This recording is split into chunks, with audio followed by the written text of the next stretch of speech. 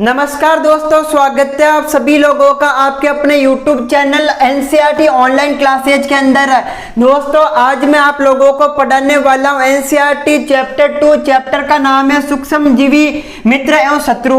दोस्तों आप लोगों को पता है कि हमारे पर्यावरण के चारों ओर सूक्ष्मजीवी मौजूद होते हैं। कुछ सूक्ष्मजीवी हमारे शरीर के लिए फायदेमंद होते हैं। सबसे पहले बात कर लेते हैं सूक्ष्मजीवी कहते किसे हैं। तो यहाँ पर आप लोगों के लिए मैं आपको सूक्ष्मजीवी की परिभाषा बता देता हूं कि ऐसे जीव जिन्हें हम हमारी नंगी आंखों से नहीं देख सकते हैं उन्हें कहते हैं सूक्ष्म जीव। अब उनको देखने के लिए किसका प्रयोग करेंगे, तो सूक्ष्म जीव को देखने के लिए हमें माइक्रोस्कोप का प्रयोग करना पड़ता है।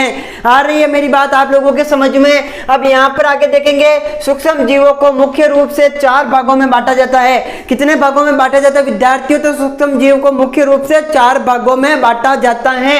कौन कौन सा? सबसे पहला आ जाता जीवाणु, दूसरा आ जाता कवक, तीसरा आ जाता प्रोटोजोआ, चौथा आ जाता शैवाल। ये सब के बारे में इस वीडियो के अंदर हम डिस्कस से बातें करेंगे, तो आराम से समझते चलना, हमें कोई जल्दबाजी नहीं है, आपको समझ में आ जानी चाहिए। उसके बाद की बात कर लेते हैं कि सूक्ष्मजीवी 2 प्रकार के होते हैं। मैंने आपको बताया था, एक तो होता मित्र, एक यहाँ पर क्या नाम दे रखा, मित्रवत सूक्ष्मजीवी। अब मित्रवत सूक्ष्मजीवी की क्या परिभाषा है? वे सूक्ष्मजीवी जो हमारे शरीर के लिए लाभदायक हैं उसे कहते हैं मित्रवत, यानी कि मित्र के समान जो सूक्ष्मजीवी है उसे कहते हैं मित्रवत सूक्ष्मजीवी। वे सूक्ष्मजीवी जो हमारे शरीर के लिए फायदेमंद है, लाभदायक है, उन्हें कहते हैं मित्रजीवत सूक्ष्मजीवी। अब यहाँ पर आप परिभाषा देख लिया। लाभ आपने देखा होगा कि जो दूध होता है, दूध का दही में जमना वो एक बैक्टीरिया के कारण होता है। किसके कारण होता है? तो दोस्तों वो एक बैक्टीरिया के कारण होता है। तो इसी प्रकार के कई उदाहरण हैं जो हम विस्तार से आप लोगों के बीच में शेयर करने वाले हैं। तो अब आगे बात कर लेते हैं सूक्ष्मजीवी का व्यापार में प्रयोग। देखिए दोस्तों, किसी भी चीज के लाभ होते हैं तो स्वाभाविक सी बात है उसका डायरेक्टली बिजनेस के अंदर कन्वर्ट कर देते हैं। आ रही है मेरी बात आप लोगों के समझ में? किसी भी चीज का लाभ होता है तो हम डायरेक्टली उसको बिजनेस की तरफ ले चलते हैं, व्यापार की तरफ ले चलते हैं। अब सूक्ष्मजीवी का हम व्यापार की तरफ कैसे क्या ले जा रहे हैं वो यहाँ पर आपको समझा रहा हूं। देखिए एल्कोहल, शराब और एसिडिक एसिड के उत्पादन में सूक्ष्मजीवी का प्रयोग किया जाता है। देखिए किसी भी प्रकार की कोई भी रासायनिक क्रिया को करने के लिए हम सूक्ष्मजीवी का प्रयोग करते हैं। जैसे कि आपने देखा होगा एल्कोहल बनाते हैं, एल्कोहल का मतलब समझ रहे होंगे शराब। शराब एक प्रकार से सूक्ष्मजीवी के प्रयोग से बनाई जाती है। वहीं आप देख सकते हो एसिडिक अम्ल। एसिडिक अम्ल किसे कहते हैं? वे अम्ल जिसे हम शारीरिक यानी कि रासायनिक अभिक्रिया करके बनाते हैं उसे कहते हैं एसिडिक अम्ल। रासायनिक क्रिया का मतलब क्या हुआ कि CO2 कार्बन के एक अणु और ऑक्सीजन का 2 अणु मिलकर क्या बनाते हैं? जल बनाता है। ठीक इसी प्रकार से आगे यहाँ पर इन सब के बारे में डिस्कस करेंगे। दूसरा सूक्ष्मजीवी का औषधियों में उपयोग। देखिए दोस्तों कई सूक्ष्मजीवी हमारे शरीर के लिए बहुत ज्यादा फायदेमंद होते हैं। उनका प्रयोग हमारे शरीर के लिए मित्रवत या फिर दवाइयों के रूप में किया जाता है, जैसे प्रतिजैविक और एंटीबायोटिक बनाने में। जैसे आपने देखा होगा कई बार आप जैसे बीमार पड़ जाते हो तो हॉस्पिटल जाते हो, तो हॉस्पिटल में डॉक्टर आपको एक इंजेक्शन लगवाता है, कई बार आपको टैबलेट देता है।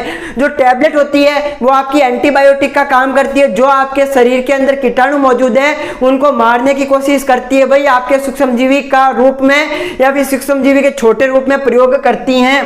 दोस्तों उसके आगे बात कर लेते हैं। एक शब्द आ जाती है वैक्सीन। देखिए किसी भी बीमारी का तोड़ ही वैक्सीन कहलाता है। क्या कहलाता है? किसी भी बीमारी का कोई भी तोड़ ही वैक्सीन कहलाता है। वैक्सीन को हम अपनी भाषा में टीका भी कह सकते हैं। क्या कहते हैं दोस्तों? टीका भी कह सकते हैं, लाडलो। अब यहाँ पे बात कर लेते हैं 1798 ईस्वी में। वेरी इंपॉर्टेंट क्वेश्चन है, रट लो, याद कर लो, परीक्षा में पक्का आएगा। 1798 ईस्वी में एडवर्ड जेनर, किसने किया था दोस्तों? एडवर्ड जेनर ने किसका आविष्कार किया था? चेचक के टीका का आविष्कार किया था। कब किया था?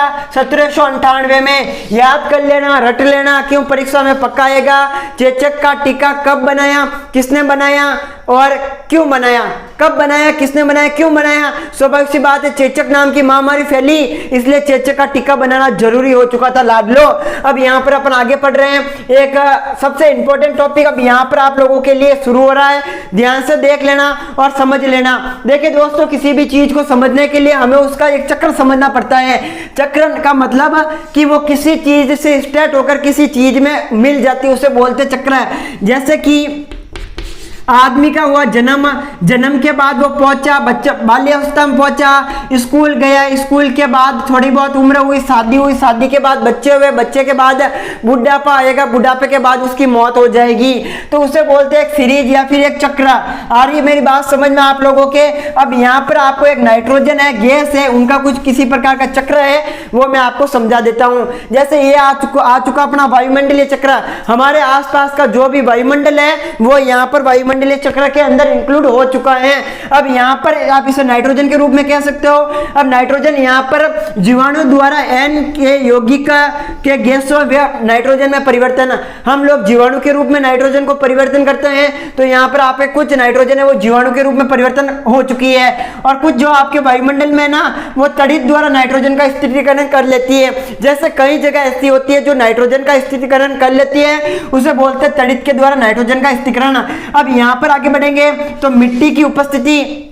देखिए एक चीज बता देता हूं, जैसे ये भी जाके मिट्टी के अंदर घुसेगा, सब जाके मिट्टी के अंदर घुसता है। नाइट्रोजन पूर्ण रूप से मिट्टी के अंदर मौजूद होती है। मिट्टी के अंदर कहीं से भी वायुमंडल से गई तड़ी से जाके मिट्टी में, और यहाँ पर भी आप देखोगे तो यहाँ पर भी गई मिट्टी में। और मिट्टी का जो अवशोषित है, मिट्टी से बाहर कौन निकालेगा दोस्तों? तो मिट्टी से बाहर निकालने का काम आपका करेगा पौधा। जब पौधा जमीन की मृदा से किसी भी प्रकार का अवशोषित करेगा तो वो यहाँ पर आप देख सकते हो नाइट्रोजन का उत्पादन करेगा। फिर हम क्या करते हैं, पौधे से फल आ गए, फल को तो खाते हैं ना, तो यहाँ पर हम पौधे से हमने क्या ले लिया, हमने डायरेक्टली वहां से वापस नाइट्रोजन ले लिया। फिर हम वापस स्वाभाविक सी बात खाया, उसके बाद उत्सर्जन करना मानव प्रगति का नियम है, तो हम उसका भी उत्सर्जन करेंगे। तो फिर वहां पे वापस नाइट्रोजन यहाँ पर आ गई, फिर वापस वो उत्सर्जन से वापस मिट्टी में चला गया। तो दोस्तों यहाँ पर आपको नाइट्रोजन का चक्र जो समझ में आ गया।